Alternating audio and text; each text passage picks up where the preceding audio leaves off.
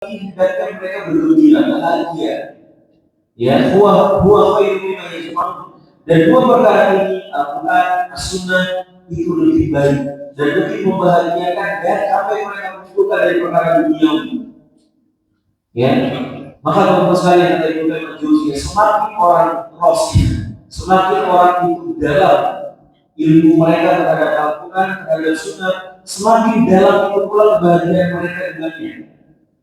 Ya, semakin dangkal pengetahuan mereka tentang Al-Quran, tentang Sunnah Rasulullah SAW, semakin dangkal itu pula kebahagiaan mereka ketika bersama dengan Quran dan Sunnah. Ya, maka dari itu menurut saya jangan kita salah sudut pandang dalam memaknai kebahagiaan.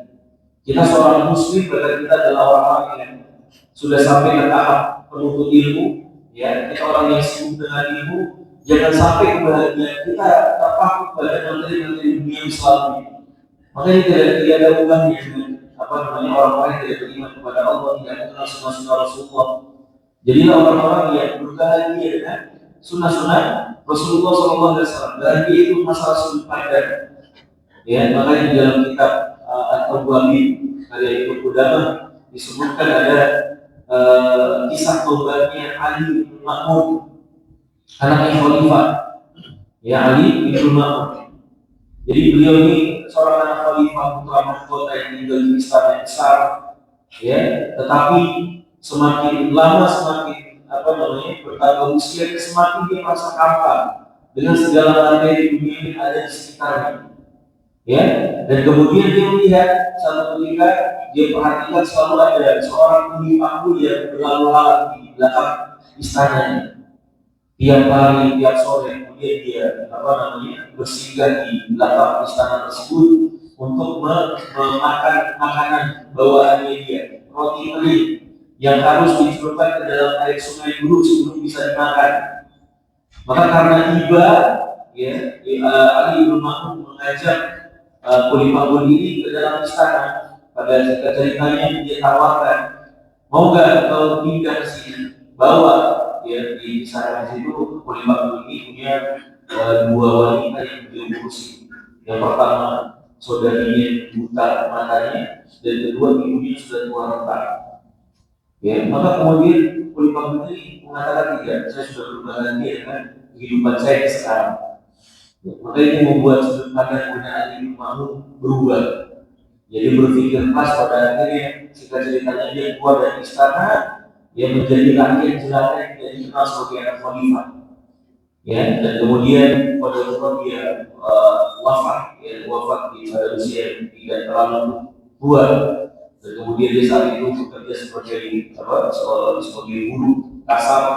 Dan kemudian ketika menjelang kematian dia katakan kepada bosnya, berikan cincin ini kepada bapak saya ini anaknya Khalifah. Ya, dan katakan, sampaikan kepada bapak saya, ya, saya sudah menjalani kehidupan sebiasa di dalam istana dengan kehidupan yang sangat membahagiakan. Ya, membahagiakan hidup sebagai rakyat jelata dekat dengan Allah. Ya, mengamalkan sunnah Rasulullah SAW.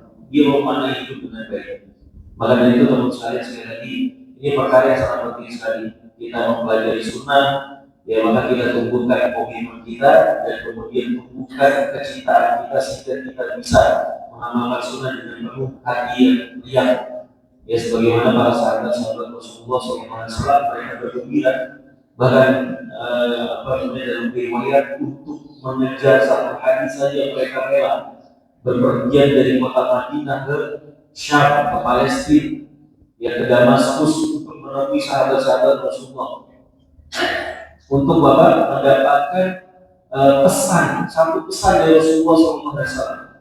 Kenapa mereka sampai berbuat demikian? Karena hadis Rasulullah membahagiakan hati mereka. Ya, mendapatkan petuah dari Rasulullah SAW dengan riwayat langsung dari orang yang mendengarnya, itu kebahagiaan yang tidak ada caranya buat mereka. Ya, maka ini satu sudut pandang yang perlu kita suburkan di dalam hati kita. Kita cinta terhadap agama kita, maka kita cinta terhadap sunnah Rasulullah SAW. Kita komitmen dan kita mengamalkannya dengan penuh ridwan dan hati yang senang. Baik teman-teman sekalian, hadis berikutnya di dalam kitab Komitmen Terhadap Sunnah, ya, dari sahabat An Abi Naji Al-Arbab bin Sariyah radhiyallahu taala anhu qala wa'adana Rasulullah sallallahu alaihi wasallam mau'izatan balighatan wajilat minal qulub wa darabat minal uyun faqulna ya Rasulullah ka'annaha mau'izatu muwaddi'in fa'awsina qala usikum bi taqwallah was-sam'i wat-ta'ati wa in ta'ammara 'alaikum 'abdul habashi wa innahu man ya'ish minkum fasayara ikhtilafan katsiran fa'alaikum bi sunnati wa sunnati al-khulafa'ir rasyidin al-mahdiyyin 'addu 'alaiha bin nawajid wa iyyakum wa muhdatsatil umur fa inna kulla bid'atin dhalalah. Rawahu Abu Dawud wa Tirmidzi wa qala hadits hasan sahih. Dari sahabat Al-Arbab bin Sariyah radhiyallahu taala anhu, qala dia berkata, wa'adna Rasulullah sallallahu alaihi wasallam mau'izatan balighatan. Ya. Satu ketika kata sahabat Al-Arbab bin Sariyah, Rasulullah sallallahu alaihi wasallam berwasiat kepada kami, ya, memberi petua kepada kami, memberi nasihat kepada kami dengan nasihat yang sangat dalam, balighah, ya, yang sangat dalam kata beliau. Wajilat minal qulub wa darabat minal uyun, yang membuat hati kami terenyuh. Wa darabat minal uyun, dan kemudian membuat kami meneteskan air mata. Ya. Faqulna ya Rasulullah, maka karena merasakan hal demikian hati mereka terenyuh dengan nasihat-nasihat tersebut, bahkan sampai mereka menangis. Dan seringkali ya teman-teman sekalian, ikhlas sekalian, Rasulullah SAW ketika menyampaikan sesuatu seringkali para sahabat itu sampai kisah-kisah nangis. Ya, ketika Rasulullah SAW satu ketika menasihati para sahabat tentang neraka, sampai-sampai kata Ibnu Abbas, Anas bin Malik dari perawi hadis ini, sampai-sampai kata Anas bin Malik, ya, para sahabat-sahabat Rasulullah SAW kemudian menutupi kepala mereka dengan baju-baju mereka, ya, dan kemudian baju-baju mereka basah karena takut terhadap peringatan yang diberikan Rasulullah SAW. Ya, dan salah satunya di antaranya hadis ini, sahabat diberikan nasihat sama Rasulullah dengan nasihat yang sangat dalam yang membuat hati mereka terenyuh. Maka Al-Arbab bin Sariyah, kata para sahabat ini, Rasulullah, karena mau'izatu muwaddi', ya Rasulullah, pesanmu ini, nasihatmu ini seakan-akan adalah nasihat perpisahan. Ya, nasihat apa? Nasihat perpisahan. Fa'ausina, maka tolong berikan wasiat kepada kami. Ya, maka kemudian kata Rasulullah SAW, usiku bi taqwallah. Maka kata Rasulullah, wasiat pertamanya adalah apa? Bertakwa kepada Allah Azza wa Jalla. Ini nasihat yang paling baik, ya teman-teman sekalian, buat orang-orang yang siap hatinya, yang bersih hatinya, maka nasihat untuk bertakwa kepada Allah Azza wa Jalla itu sudah mencukupi. Ya, maka Rasulullah SAW di banyak riwayat ketika seorang sahabat kemudian meminta nasihat, takwa, bertakwa kepada Allah Azza wa Jalla. Jadi kita sudah sebutkan bahwa bertakwa ada dua komponen yang tidak boleh terpisahkan, yaitu yang pertama kita menjalankan perintah Allah Azza wa Jalla, ya, dan kedua kita meninggalkan larangan-larangan Allah Azza wa Jalla. Ya, tidak bisa kemudian salah satunya saja. Ketika tanggal salah satu dari seorang hamba, seorang muslim, maka tidak akan bisa sampai kepada derajat takwa. Takwa itu kita menjalankan perintah dan meninggalkan larangan. Dan kemudian kata Rasulullah SAW, usikum bi taqwallah was-sam'i wa ta'ati wa in ta'amara 'alaikum 'abdul habashi. Ya, dan kemudian kata Rasulullah, dengar dan taat. Maksudnya kepada siapa? Waliul amr, kepada pemimpin. Wa in ta'amara 'alaikum 'abdul habashi, meskipun yang pemimpin kalian adalah budak berkulit hitam. Maksudnya apa, Pak? Ya, dalam syariat boleh nggak seorang budak menjadi pemimpin wali amr? Hah? Nggak boleh. Maka kata para ulama ini apa namanya gambaran saat itu apa hukum carut marut. Ya, hukum Islam tidak tegak dengan ideal. Sampai-sampai seorang budak itu bisa menjadi apa? Pemimpin wali amr. Ini permisalan ya, skenario buruk yang mungkin tidak terjadi sebenarnya. Tetapi Rasulullah SAW menggambarkan ini, ya, sehingga kata Rasulullah SAW meskipun yang memimpin kalian adalah siapa? Budak pembuli kita. Kenapa Rasulullah berpesan demikian? Ya, meskipun di situ apa namanya seorang budak menjadi pemimpin yang seharusnya di dalam syariat ini tidak boleh terjadi. Tetapi Rasul tetap memerintahkan kalau sampai kejadian seperti itu, maka kaum muslimin harus apa? Harus taat. Kenapa harus taat? Karena ada madharat yang lebih besar kalau mereka tidak taat. Tertumpahnya darah, ya, tertumpahnya darah, penghormatan dan seterusnya. Kestabilan negara hilang.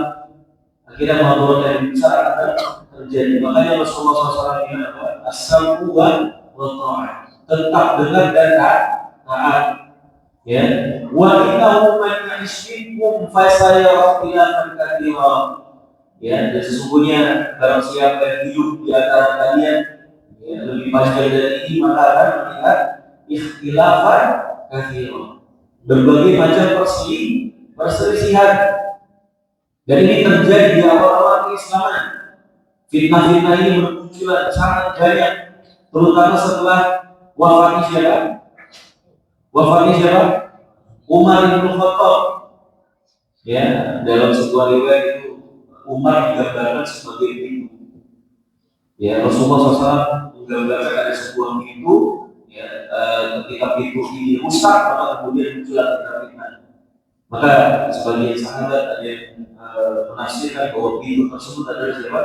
Umar bin Khattab. Artinya ketika Umar bin Khattab wafat muncullah fitnah-fitnah yang sangat besar yang sampai menyebabkan dengan para sahabat, dan salah satunya adalah darah Khalifah Ar-Rasyid yaitu Utsman bin Affan radhiyallahu anhu.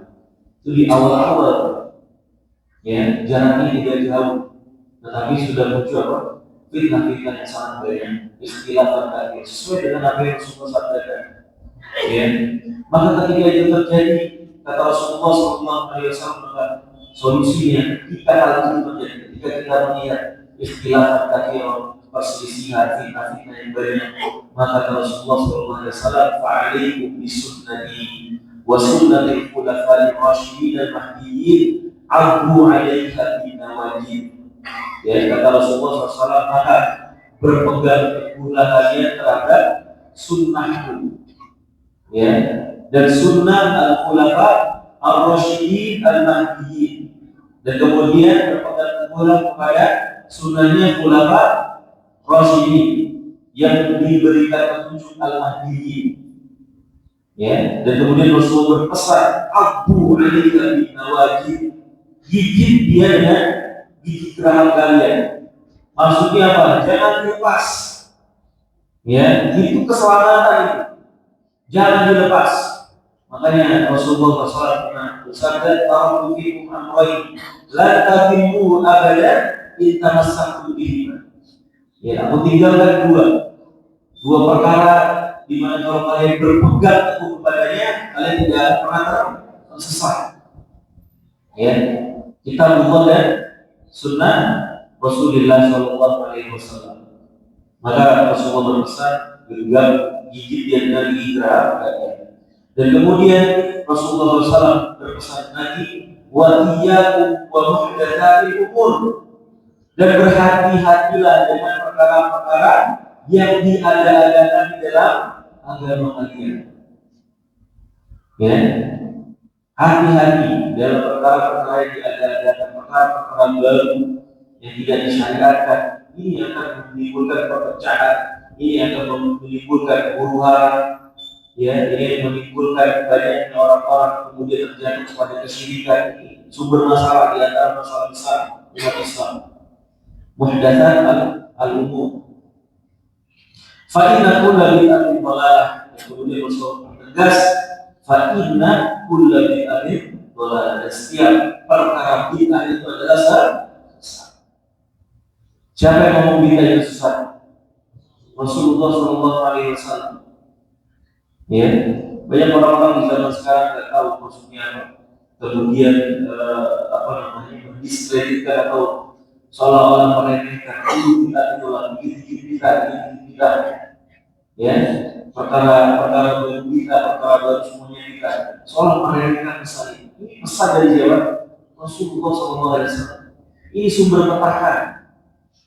Ya, saya dari kesyirikan kita adalah salah satu penyakit kronis yang akan mengirim selalu umat Islam, dan harus kita obati selalu dari zaman ke zaman. Pasti ada muncul lagi. Ya, nggak bisa dibiarkan. Maka dari itu teman sekalian, kita ingat pesan-pesan Rasulullah SAW. Ya, maka di sini banyak sekali faedah. Di sini banyak sekali faedah yang bisa kita dapat dari hadis ini. Di antaranya adalah bahwa sunnah-sunnah Rasulullah SAW adalah solusi untuk semua perkara-perkara yang terjadi problematika di dalam diri umat Islam. Sepanjang zaman pasti solusinya adalah kembali kepada Al-Quran dan Sunnah, kembali kepada sunnah-sunnah Rasulullah SAW. Ini Pak. Ya, problematika umat Islam pasti akan terobati semuanya, terselesaikan kalau kita ikut sunnah Rasulullah SAW. Kita sudah kita buka kitab-kitab sirah, ya, kita melihat pertikaian, perselisihan itu dari awal. Yang merasakannya siapa Pak? Para sahabat-sahabat Rasul sudah merasakan itu semua. Tumpahnya darah sahabat-sahabat Rasul bisa tidak langsung. Ya, oleh para sahabat mereka menyaksikan sahabat-sahabat lain wafat, ya, karena pertikaian dan seterusnya. Dan Rasulullah SAW sudah lebih dari awal.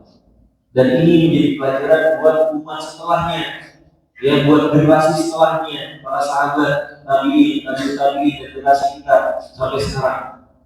Ya, maka ketika terjadi huru-hara tersebut, baik itu pendidikan, baik itu pemahaman banyak sekali pemahaman baru di dalam agama yang tidak disyariatkan, ya, kemudian muncul adanya firman-firman sesat, Jahmiyah, Mu'tazilah, Khawarij dan seterusnya. Ini kan dari awal sudah ada. Ya, makanya ketika seorang Talib bin Habib ditanya sama generasi tadi, apa yang harus kita lakukan ini? Ya, banyak sekali huru-hara, banyak sekali pertikaian, banyak sekali paham-paham sesat, ideologi sesat, Qadariyah, Jabriyah dan seterusnya.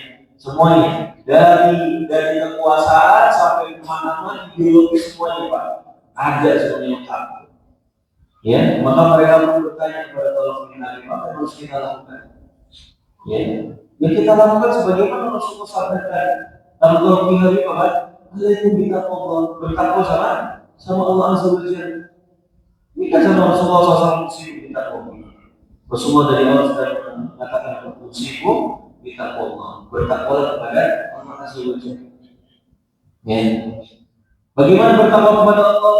Ya, kita mentaati Allah Azza wa Jalla, kita melaksanakan apa yang Allah perintahkan, dan kemudian kita laksanakan sunnah-sunnah Rasulullah SAW, dan kemudian kita jauhi apa yang dilarang di dalam syariat. Gampang, makanya nanti Pak, setelah hadis ini ada hadis, ya, kata Rasulullah SAW, kullu ummati dakhala jannah illa man aba. Ya, sebenarnya konsep kita selamat itu udah taat saja. Allah bilang apa, Rasul bilang apa, kita kerjakan, selesai. Apa yang dilarang sama Allah, apa yang dilarang sama Rasulullah, kita tinggalkan, selesai. Konsepnya sederhana. Makanya kata Rasulullah SAW, kullu ummati dakhala jannah illa man aba.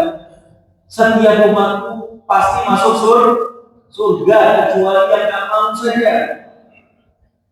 Ya, maka para sahabat bertanya, "Paman dia dari Rasulullah, siapa yang tak mau masuk surga ya Rasulullah?"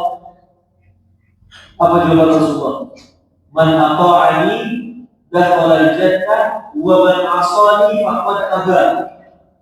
Yang taat sama aku, nurut sama aku, maka mereka orang-orang yang masuk surga. Dan yang enggak taat sama aku, bermaksiat terhadap perintahku, mereka orang-orang yang enggak mau masuk surga. Konsep ini sederhana. Makanya dibuat sebelumnya kita mempelajari bahwa agama kita ini cara kita yusur, ya, memudahkan kita. Cuma untuk ketaatan saja, kembali kepada makna Islam yang sesungguhnya. Maka jadi seorang Muslim paham arti seorang Islam itu apa, seorang Muslim itu apa, Islam artinya apa, ya, apa arti Islam apa? Berserah diri. Istislamu billahi tauhid. Islam itu adalah istislamu billahi tauhid. Kita mengesahkan Allah, ya, mengesahkan Allah, dan kemudian wal inqiyadu lahu bil ta'ah. Ya, kita tunduk patuh kepada Allah di dalam ketaatan. Islam. Wal bara'ah minasyirki wa ahlihi, dan kemudian kita berlepas diri daripada kesyirikan dan para pelaku kesyirikan. Ya, itu konsep hidup seorang Muslim. Makanya kalau seorang Muslim benar-benar sejati keislamannya, mudah, hidupnya mudah. Ya, tambah ilmunya, setiap hari tambah ilmu, dan kemudian amalkan, selesai perkara. Itu kehidupannya para sahabat. Mereka datang ke Rasulullah, mendengarkan ayat-ayat, ya, beberapa ayat mereka pulang amalin. Ya, mereka balik lagi ke ayat yang lainnya dengan pertemuan dari Rasulullah, wasiat dari Rasulullah, mereka pulang amalin, selesai. Ya, itulah kenapa para sahabat, ya, disebutkan oleh Abu Ibn Mas'ud, mereka adalah generasi yang paling baik hatinya, paling jauh dari sifat takaluf. Takaluf itu artinya, takaluf itu berlebih-lebihan, yang mengada-ngada, sama paling jauh dari sifat tersebut. Makanya kualitas mereka, generasi sahabat ini sangat tinggi, ya. Nah, kemudian teman-teman sekalian, di antara faedah dari hadis ini adalah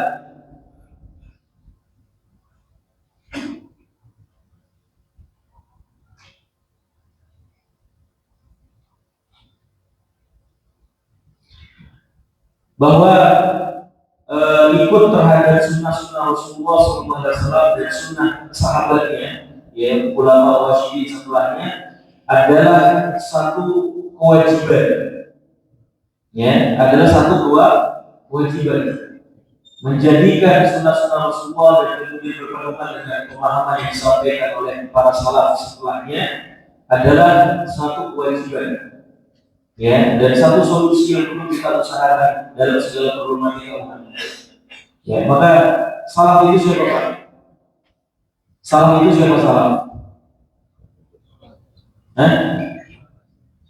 Rasulullah, para sahabat, terus tabi'in, ya, dan kemudian generasi selanjutnya tabi'in, dan kemudian para imam yang mengikuti mereka dengan ihsan, dengan baik, ya, sampai akhir zaman.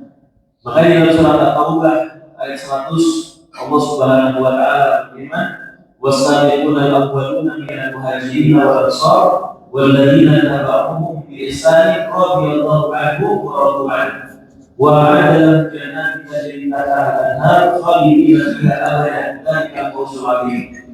Ya, hadis ini di antara hadis yang kemudian para ulama menyimpulkan, ya, bahwa kewajiban di antara kewajiban seorang mukmin, seorang beriman, ya, seorang muslim adalah mengikuti metode beragamanya para salaf. Ya, jadi banyak metode beragama. Contoh misalnya perkara yang lagi hot topic, misalnya sonhorek. Di sini ada pengusaha sonhorek. Bayangkan coba ini bagaimana sudut pandang orang itu bisa berbeda dalam satu perkara. Sonhorek diharapkan ke sama MUI, diharapkan kan di majelis ulama berkumpul merumuskan, akhirnya mereka keluarkan fatwa haram. Ya, jelas sekali. Jangankan kita gak usah bahas dari sudut pandang musik saja, dari sudut pandang logika ya, Pak. Supaya kita bentuknya ya, ada masalahnya ya, ada masalahnya ya Pak. Ada masalahnya, urusan rumah orang, jembatan dirusakin dan seterusnya. Yang belum lagi suaranya sangat apa, merusak telinga, ya. Ada MUI juga dirumuskan sama mereka dari ulama haram buat fatwanya. Tapi kemudian ada orang Islam juga dalam tanda kutip, ya, yang bela mati-matian, paham nggak itu? Yang bela mati-matian dengan mengatasnamakan ajaran Islam juga, pakai dalil juga, ya. Dari sini kita bisa melihat bahwa metode beragama orang bisa macam-macam. Dulu lagi zaman sekarang ada namanya Islam liberal, ya kan? Islam ini, Islam itu metode mereka beragama, metode mereka bermuamalah dengan dalil-dalil, ya. Maka orang yang concern dengan agamanya, concern dengan keislamannya harus mempertanyakan lalu bagaimana metode seperti apa yang benar. Benar nggak Pak? Harusnya kita menanyakan itu. Kita melihat banyak pelajaran seperti ini. Lalu kita harus apa? Mana yang harus kita ambil? Metode siapa yang harus kita jadikan rujukan? Harusnya seperti itu. Ya. Maka Allah Subhanahu Wa Taala sudah memberi kemudahan buat kita. Informasinya sudah jelas. Ya. Allah Subhanahu Wa Taala mengingatkan kita untuk mengikuti siapa? Para sahabat, orang-orang yang hidup bersama Rasulullah SAW. Kalau secara umum yang diartikan sahabat adalah para sahabat dan orang-orang yang setelahnya. Ya, maka kemudian juga Rasulullah SAW memberikan validasi ya tentang orang-orang yang hidup bersamanya dengan sabdanya, khairun nas qarni, tsumma alladziina yalunahu, tsumma alladziina yalunahu. Sebaik-baik generasi adalah generasi itu gak Rasulullah. Mau apa lagi? Ya, Rasulullah SAW sudah bilang, sudah mencap generasi terbaik adalah generasi. Ya, kalau kita mau Islam yang baik, Islam yang murni, Islam yang mendapatkan validasi dari Allah dan Rasulnya, ya ikut Islamnya para sahabat. Ya kan? Para sahabat itu generasi terbaik, atau mau ikut orang liberal? Gak mau kan? Ya, sholat itu udah, sholat itu kan artinya doa. Kita bisa doa kapan aja. Gak mesti kita azan ke masjid. Itu ekstrim banget. Mau dibagi, ya, begitu pahamnya. Saya enaknya aja, sahabat nafsunya mereka saja. Ya, tapi kita ikut generasi terbaik bagaimana mereka ta'zim terhadap Al-Quran Karim. Mereka orang yang bersemangat apa? Mempelajari Al-Quran. Mereka orang yang paling cinta sama Rasulullah SAW. Mereka orang yang paling tahu bagaimana mencintai Rasulullah SAW. Para sahabat, ya, jangan kemudian sok-sokan. Ya, di zaman sekarang para sahabat lebih hebat dari para sahabat-sahabat Rasulullah SAW. Jadi wajib, ya, ini wajib, perkara wajib yang berpegang kepada manhajnya salafus saleh. Banyak orang-orang yang tidak bertanggung jawab yang pada akhirnya mengaburkan manhaj ini, ya, mengaburkan manhaj ini dengan provokasi-provokasi. Akhirnya umat berkata salah itu takut bergabung. Iya, mereka tidak menunjukkan arti manhaj salah itu apa. Mereka memang salah dan dengan Wahabi namanya, ya. Padahal yang disebut dengan manhaj salah itu beragama. Cara kita beragama sesuai atau menyesuaikan dengan metode beragamanya generasi terbaik. Buruk gak itu definisinya? Buruk apa baik Pak? Baik. Siapa yang kita bisa lebih percaya daripada Rasulullah dan para sahabat-sahabatnya? Bahkan Rasulullah sudah bilang generasi terbaik adalah generasi beliau. Ya, mau apa lagi? Kalau benar-benar kita concern dengan keislaman kita, peduli dengan keislaman kita mau baik, benar-benar baik, kita mau sholat dengan keselamatan yang benar-benar keselamatan, tidak ada cara kecuali kita beragama sesuai dengan metodenya salafus saleh. Di dalam surah Al-Baqarah ayat 137, ya, kata Allah Subhanahu wa taala, fa in amanu, ini dari atas sahih dan wajibnya kita ikuti manhaj salaf. Ya, fa in amanu bi ma amantu bihi faqad ihtadaw wa in tawallaw fa innahum fi shiqaq fasayakfikahum Allah wa samiul alim. Dari surah Al-Baqarah ayat 137. Ya, maka Allah Subhanahu al-iman bi istima'ana bi sahabah alamatan ala hidayah. Di dalam Al-Baqarah ayat 137 ini Allah menjadikan, ya, keimanannya para sahabat sebagai barometer keimanan buat orang-orang setelah, ya, beriman dengan keimanan para sahabat Rasulullah SAW adalah alamat, ya, tentang hidayah yang dimiliki oleh seseorang. Ya, karena mereka yang turun kepada mereka wahyu itu asal dari mereka menyaksikan turunnya wahyu. Ya, mereka kemudian diarahkan langsung oleh Rasulullah SAW bagaimana memahami ayat ini, bagaimana memahami ayat ini. Mereka wanita. Ya, maka mereka adalah contoh buat orang-orang setelahnya. Begitu juga Allah Subhanahu wa taala sampaikan dalam surat An-Nisa ayat 115. Apa kata Allah Subhanahu wa taala, wa may yushaqiqir rasula min ba'di ma tabayyana lahu huda wa yattabi' ghayra sabilil mu'minin nuwallihi ma tawalla wa nuslihi jahannam wa sa'at masira. Ya, di dalam ayat ini disebut oleh Allah Subhanahu wa taala sebagai sabilul mu'minin, jalannya orang-orang yang beriman. Ya, itu adalah jalan siapa? Rasulullah SAW dan para sahabat. Ya, barang siapa yang kemudian menolak Rasul, hidayah yang datang kepada mereka, menyisihi Rasulullah SAW, wajib kami boleh sabil mukmin, dan kemudian diikuti jalan selain dari orang-orang yang beriman, maksudnya para sahabat Rasulullah. Ya, maka konsekuensinya sangat buruk. Ya, Allah Subhanahu wa taala mengatakan nuwallihi ma tawalla, kami biarkan mereka manusia dan kami masukkan mereka dalam neraka jahanam. Ya. Dan kemudian juga tadi di dalam surat At-Taubah ayat 100 dan banyak sekali dalil-dalil yang mengisyaratkan bahwa metode beragamanya para sahabat, Rasul para sahabat harus diikuti. Ya, harus diikuti. Dan ini dia keselamatan buat orang-orang yang mencari keselamatan. Di antara juga perkataan Ibnu Mas'ud radhiyallahu taala, kata beliau, maka ibu mustana aliasana biman. Barang siapa yang kalian mau mencontoh, ya, mau mencontoh seseorang, mencontoh individu, menjadikan sebagai inspirasi, sebagai panutan, aliasana biman.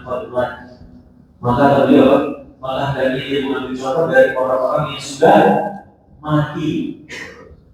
Maksudnya siapa? Sahabat-sahabat Rasulullah SAW, Rasul dan para sahabat-sahabatnya. Ya, fa'inal hayya la tu'man alaihi fitnah. Kenapa? Karena orang yang masih hidup masih berpotensi untuk terjerumus ke dalam fitnah. Masih berpotensi terjerumus ke dalam fitnah. Ulaika ashabu Muhammadin.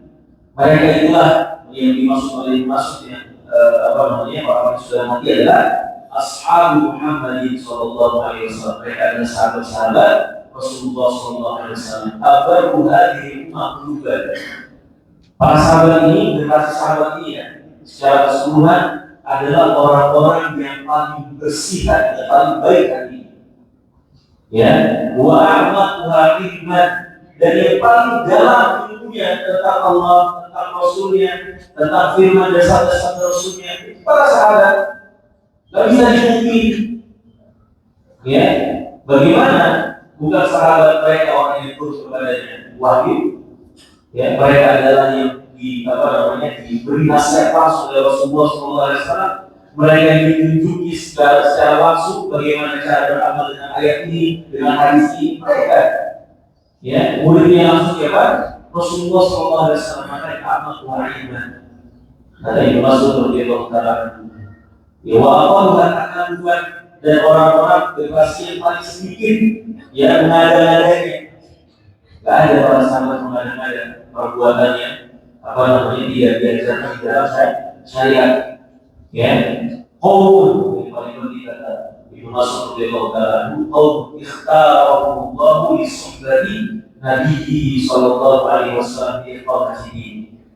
Mereka adalah generasi, mereka adalah orang-orang yang Allah pilih untuk menemani siapa? Nabi Muhammad sallallahu alaihi wasallam, untuk menegakkan agama Allah. Mereka dipilih sama Allah.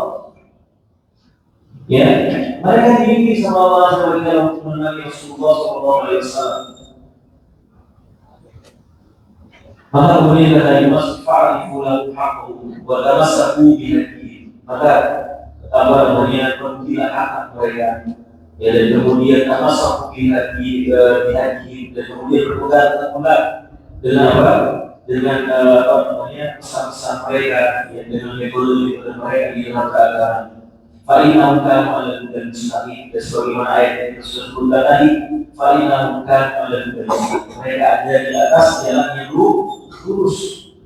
Gak ada selain dari para sahabat yang kemudian diberikan validasi setinggi, dipuji sama Allah radhiyallahu anhu wa radu an. Allah itu kepada mereka dan mereka pun itu terhadap Allah azza wa jalla. Ya, maka logikanya buat orang-orang yang mau menempuh keselamatan, mau berislam dengan metode yang benar, itu sudah ada.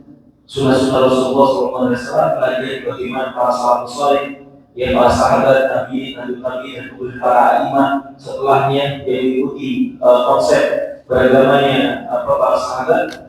Kita ikuti mereka. Itu caranya kita menempuh keislaman yang baik. Ya, begitu juga pada para tabi'in.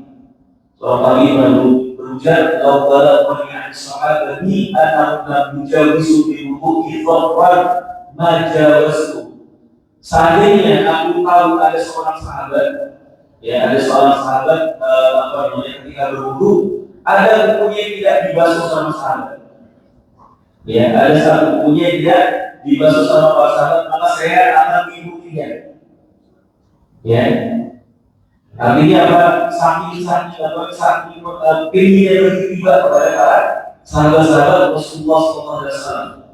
Dan cukuplah sebuah kaum dikatakan kaum yang buruk, atau khalifah a'maluhum a'mal ashabi Nabi sallallahu alaihi wasallam. Cukuplah, ya, sebuah kaum, sebuah masyarakat dikatakan buruk ketika mereka menyisihi amalan-amalan siapa? Para sahabat-sahabat Rasulullah sallallahu alaihi wasallam. Dan seperti ini banyak sekali. Bahkan Imam Syafi'i rahimahullah taala bilang, ya, fawqa fi kulli ilmi wa aqli wa dini wa qadri. Para sahabat itu adalah di atas kita. Imam Syafi'i salah satu imam yang besar, jalil, yang kemudian makanan ilmiahnya sangat-sangat tinggi. Tapi beliau mengakui para sahabat ini generasi yang bukan generasi biasa, generasi pilihan. Ya, maka kata beliau, fawqa fi kulli ilmin wa aqli wa dini wa qadri.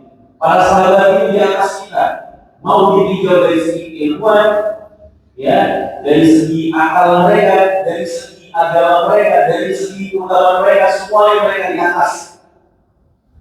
Ya, makanya ada salah seorang di zaman Umar bin Abdul Aziz, dan kemudian ada orang tersebut memuji-muji siapa? Umar bin Abdul Aziz, sampai apa namanya, mengkompar atau mengkompar itu membanding-bandingkan, ya, membanding-bandingkan antara Umar bin Abdul Aziz dengan Muawiyah bin Abi Sufyan.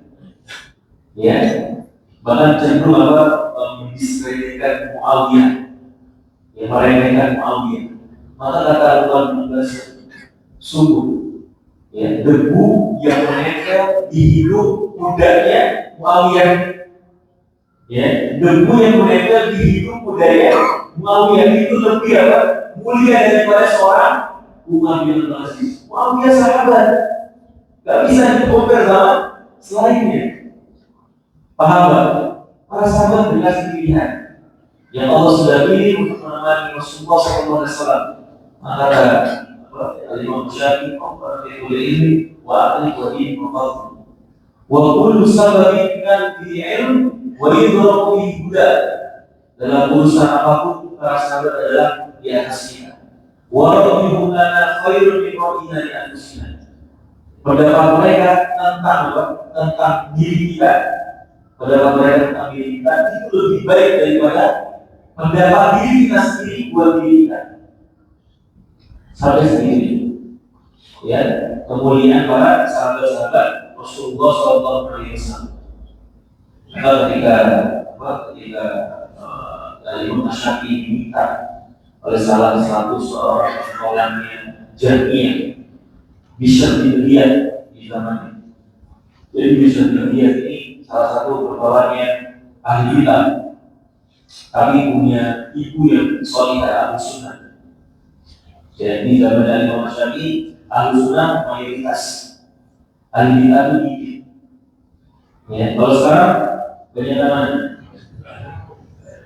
Ya, di zaman Imam Syafi'i banyak ahli sunnah itu mayoritas. Makanya kemudian ibunya bisa dilihat indikasinya sama anaknya pahamnya sesat, dikucilkan, banyak dibantah oleh orang-orang. Maka kemudian dia tahu bisa dilihat ini mengidolakan atau sangat-sangat terpukau dengan keilmuan siapa? Al-Imam Syafi'i. Imam Syafi'i ini Imam Al-Sunnah. Ya, maka siapa? Ibunya bisa dilihat bilang pesan kepada ibunya Imam Syafi'i. Kalau ketemu anak saya, kemudian berdiskusi dengannya, semoga dengan wasilah Anda saya bisa pesan. Ya, maka ketika bertemu dengan dia sebelum berdiskusi, Imam Syafi'i tanya, ya, ini paham kamu ideologi kamu ada dari Al-Quran? Ada nggak sebenarnya dari Al-Quran? Para pentolan Jahmiyah, salah pentolan Jahmiyah, mereka ambil ilmu dari siapa? Kalau orang Jahmiyah merumuskan keilmuan mereka dari siapa? Ideologi mereka terutama dari sifat-sifat Allah dari siapa? Filsuf Yunani kan, yang Plato, Aristoteles, kemudian mereka merumuskan ilmu-ilmu selanjutnya. Maka ditanya sama Imam Syafi'i, ada nggak dari Al-Quran? Nggak ada. Ya. Oke, dari sunnah ada nggak? Nggak ada sunnah. Jujur, ahli kita itu jujur. Ya jujur. Bisa dilihat nggak pilih hujasar di situ nggak ada kan? Terus ada nggak salamnya? Maksudnya sahabat, tapi ada nggak salamnya dengan demikian? Nggak ada juga. Ulang lagi Imam Syafi'i. Mau apa? Apa yang mau didiskusikan sama orang seperti ini? Al-Quran nggak ada, As-Sunnah nggak ada, kemudian dari pendapat salam juga nggak ada. Terus apa yang mau didiskusikan? Ya, dan kemudian singkatnya Imam Syafi'i bilang kepada ibunya, anak ada yang sudah susah diselamatkan. Akhirnya ya, bisa dilihat mati dalam keadaan paham bid'ahnya. Baik, kalau saya yang bisa sampaikan pada pagi hari ini, insyaallah juga membahas kita dan masuk diri. Alhamdulillah, subhanallah wa bihamdihi, asyhadu an la ilaha illa anta, astaghfiruka wa atubu ilaik. Assalamualaikum warahmatullahi wabarakatuh.